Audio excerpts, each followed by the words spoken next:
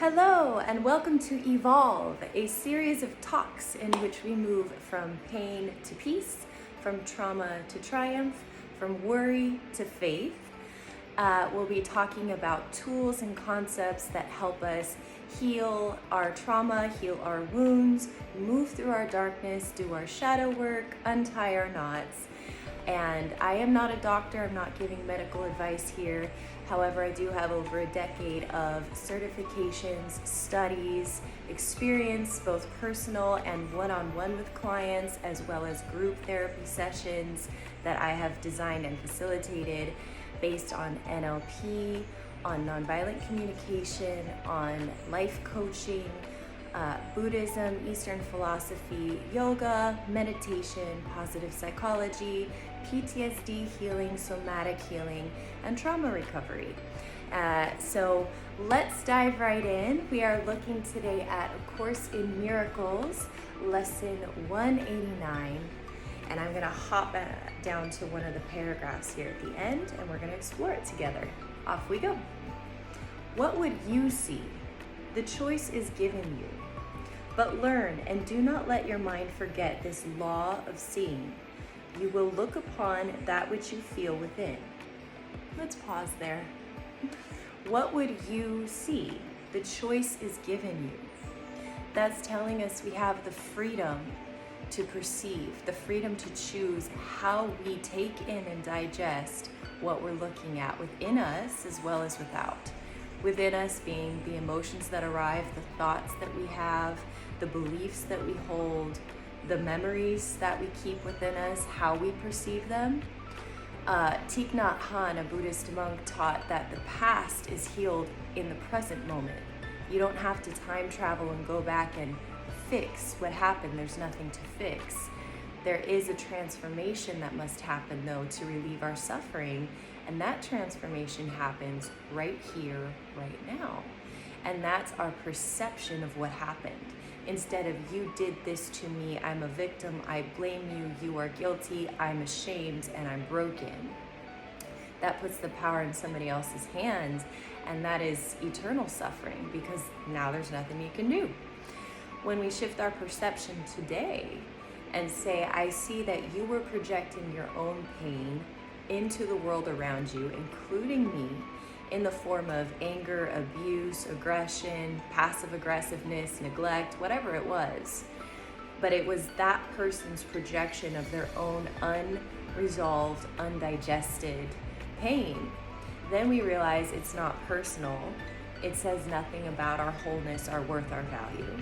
And we can continue moving through this day with a restored sense of being at home in our body, at home in our soul, with a sense that I belong here, I have a purpose, I deserve to be happy, I deserve to be loved because that is what I am.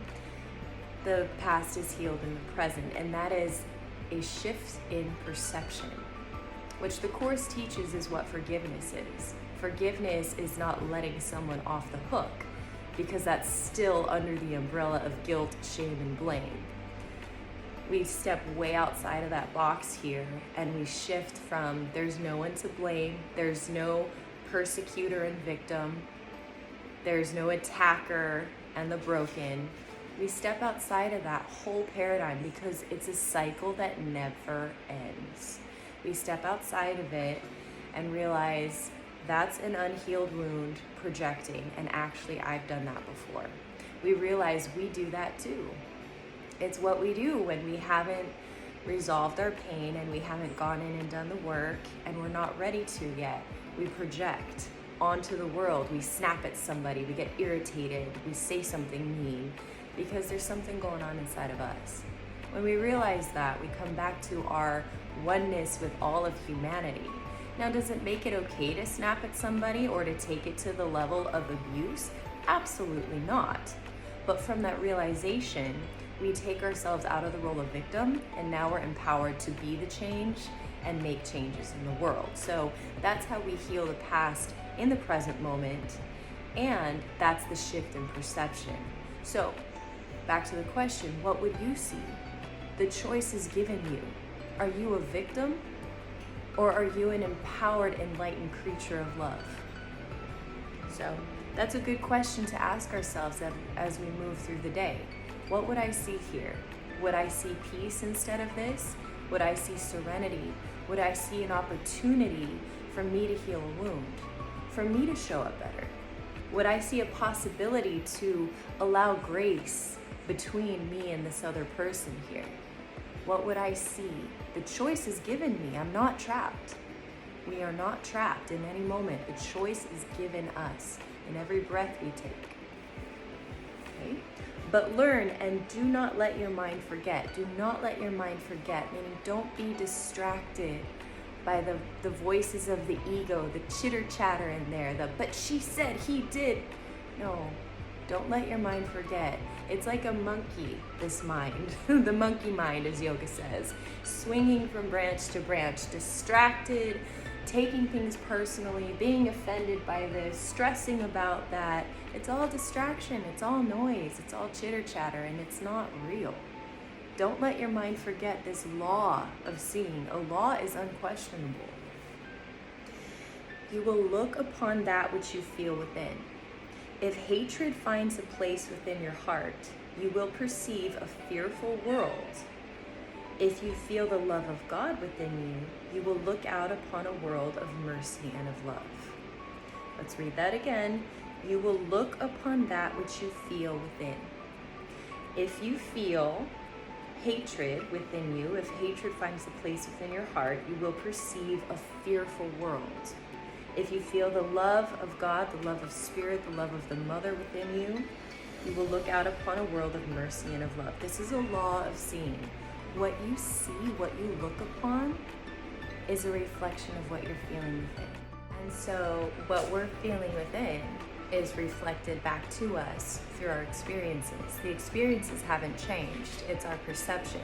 For example, if we're feeling insecure, self-doubt, questioning our worth, wondering if we're gonna make it through, questioning if we're good enough, or have those subconscious tracks playing, then when we have experiences with other people and circumstances, we might feel defensive. We might find ourselves highly judgmental of certain people that trigger the same places within us where we feel insecure or highly judgmental of ourselves. We're projecting that judgment, or highly critical of other people, or people who reflect that same place within us where we're highly judgmental. They might be triggering or just irritating or frustrating, and we don't know why.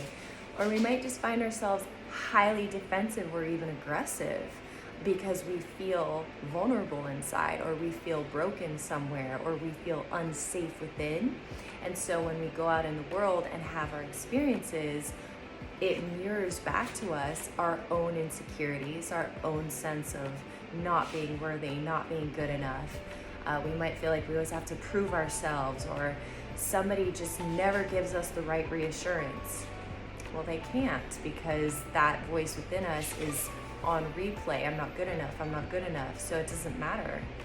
So that's how the world reflects back to us, our own perception. And on the other side of it, when we feel whole and complete and safe within ourselves, when we're having that belief, that subconscious sense of peace and serenity and safety playing within our body and our soul and our heart, we can have the exact same experiences with people, and it will reflect back to us what we're feeling within. We can have the same conversation and say, wow, I feel so safe, I feel so loved. We can have the same experiences, and we won't find ourselves judging, we won't find ourselves criticizing, because it's not in us. We're not judging ourselves, and what we don't feel within will not feel without. So it's reflecting this back to us. Actually, an example I'd love to give is a metaphor that Alan Watts uses, the bark of a tree. The bark of a tree is what it is. If we look at the bark of a tree through the eyes and experience of a rock, like a big granite rock. A rock is sharp, a rock is thick, to us at least. When the rock interacts with the bark of a tree, comes up against it, it considers the bark of a tree soft. The rock cuts right through it. When a human being's skin comes up against the bark of a tree, The bark of the tree is rough. What is it? Rough or soft? Well, it's both. It's reflecting back the qualities and characteristics of the being interacting with it. That's how the universe is. We call forth the qualities of the universe that are within us. So when we are in a certain state, we call forth qualities from the universe. What is the universe? Well, it's all of it and it's none of it. All it is interacting with what we are. So to understand that concept is to learn alchemy, is to learn how to be first, then interact with the universe, and realize that our perception and our experience is always a reflection, is always a mirror. So when we find ourselves frustrated or stuck or not feeling good about something, instead of looking outside, how do I fix this? Who do I talk to? What do I do? What's the tool? What's the tea? What's the medicine? Instead of looking outside of us, look within and ask, what is this reflecting to me? What's going on inside of me that I can shift in perception? Okay? And then moving on, it says, today we will pass illusions as we seek to reach to what is true in us and to feel its all-embracing tenderness, its love which knows us perfect as itself, its sight which is the gift its love bestows on us. Today we pass illusions as we seek to reach to what is true in us and feel its all-embracing tenderness. So as a practice today, in this moment, in every new day, in every step we take, we seek to reach to what is true within us. So we pass by illusions. Illusions are a facade. They're a wall of fog. They're not reality. So we seek to go past those illusions to the truth within us. And we can always do that in every interaction we have. The Course asks us, what would you see? The choice is given you. Today we pass illusions as we seek to reach the truth within us. So as we move through our day asking, what would I see? The choice is given me. I'm going to pass by these illusions. What are illusions? What is not real? The Course teaches what is real cannot be threatened. What is unreal does not exist. Herein lies the peace of God. So what is not real? Fear, worry, feeling of not being good enough. That's not even a thing. Does a tree worry about not being good enough? No, it's not even a concept. We are here. There's no good or bad. We're here. We are an extension of creation. We are an emanation of light. We are a reflection of the creative force that is infinite, eternal. That same force that has created the galaxies and the stars has created us. That is us. It's not even a question, right? So when we seek the truth within us, we go past illusions. We go past that small ego voice going, I have to prove myself, I have to hide, I'm guilty, I'm ashamed of this, I'm not good enough. We go past all that. We acknowledge it, always acknowledge, because what we can feel, we can heal. What we resist persists. Okay, so we're willing to look at it, we're willing to feel it and acknowledge it, and then go past it. So anytime fear arises in us today I move past illusions and I seek what is true within me. When we feel anger and resentment and just stuck in that ball of anxiety, what would I feel? The choice is given me. The choice is given me. Would I be free today? Would I set myself free? Am I willing to learn how to forgive?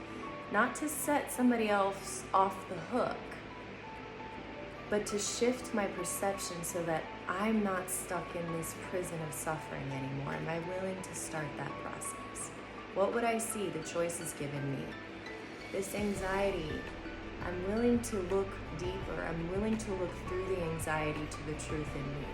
Because anxiety and depression are also mirrors. They're also guiding us home. It's not something to fix. It's not an indication that something's broken. It's an indication that something's out of harmony within us, but it's a mode of communication. It's how the body and the spirit communicate to us. Hey, something's off kilter here. You're looking through a lens of fear. You're looking through a lens of unworthiness. Look deeper. Go find your truth. Go home. That's all it is. So what would you see? The choice is given you. Today we look past illusions to the truth within us. And we accept its all-embracing tenderness. That tenderness, that love, that gentleness that we would use to hug and hold a baby that's crying. That we would use to comfort a child who just scraped her knee.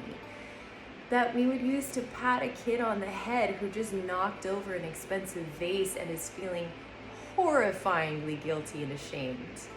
Hug them. It's okay, we all make mistakes. It's not a big deal. It doesn't define you.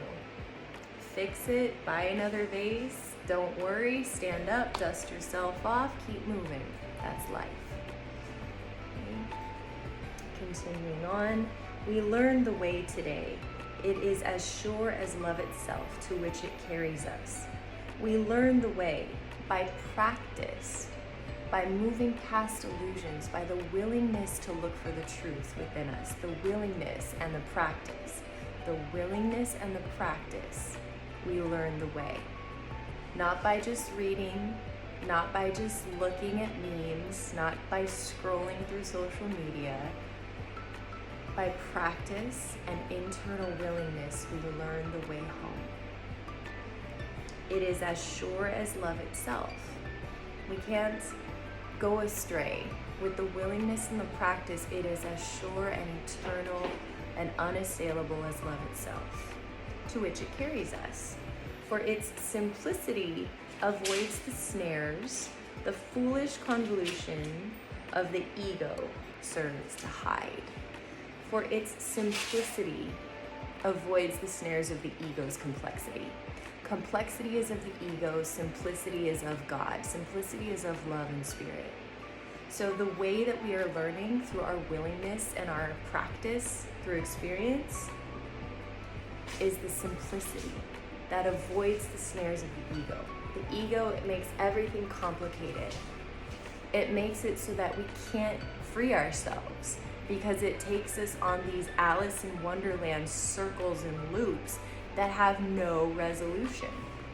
The simplicity of the way home is the quietness that underlies all the screaming and the chaos of the ego, of the fear, of the doubt, of the stories. Let it all go. It says here, simply do this. Be still. Be still. And lay aside all thoughts of what you are and what God is, all concepts you have learned about the world, all images you hold about yourself. Empty your mind of everything it thinks is either true or false or good or bad, of every thought it judges worthy, and all the ideas of which it is ashamed. Hold on to nothing. Simply do this. Be still and lay aside all thoughts of what you are, all thoughts of what God is, all concepts you have learned about the world, all images you hold about yourself. Empty your mind of everything it thinks is either true or false, or good or bad, of every thought it judges worthy, and all the ideas of which it is ashamed. Lay it down, lay it aside, be still. Hold on to nothing. Do not bring with you one thought which the past has taught, nor one belief you have ever learned before from anything. Anything. Forget this world, forget this course, and come with wholly empty hands unto God, unto spirit, unto your freedom, unto love. Come home. It's telling you the mind, the ego mind, thinks it knows. The arrogance of the ego thinks it knows. And that's where we get stuck. I am this. We have ideas of our identity, of what's true, of what's good or bad or ugly or beautiful, and we get so wrapped up in these definitions, thinking it's the truth. But when we let it all go and come home to the stillness, we find our peace. So let it all go. Practice that. That's a form of surrender. It says today we learn the way through our willingness to look past illusions. Well, how can we look past illusions if we're still engaged in them? How can we look past illusions if we're still interacting with them on a daily basis in our head, in our body, in our relationships? You did this to me. I'm afraid of you. I'm defending against you. I'm irritated with you. I'm going to show you I'm right, you're wrong. How can we look past illusions if we're still engaged in that behavior? How can we look past illusions if we're still inside going, do I look pretty enough today? Am I skinny enough? Does my hair look okay? Oh God, my skin. Oh, the wrinkles under my eyes. How can we look past illusions? Still, lay down beliefs of what you think you are. Lay down beliefs of beauty and of ugliness. Let it go. Is it relevant? Does it matter? Does it actually affect your worth, your value, your well-being? It's asking us to lay all this down today. So, in summary, what would you see? The choice is given you in every moment. Do not let your mind forget this law of seeing. You will look upon that which you feel within. Today we pass illusions as we seek to reach what is true in us and feel its all-embracing tenderness.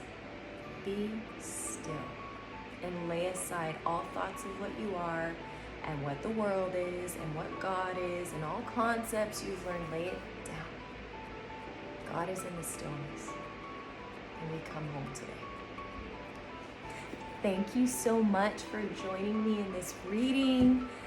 Please comment thoughts, ideas, questions. I would love for this to be a dialogue, an open community where we can talk and come home together, walk each other home. Like, subscribe, be a part of it as much as it brings you joy. I am so blessed to be here with all of you. Thank you so much. Have an amazing day.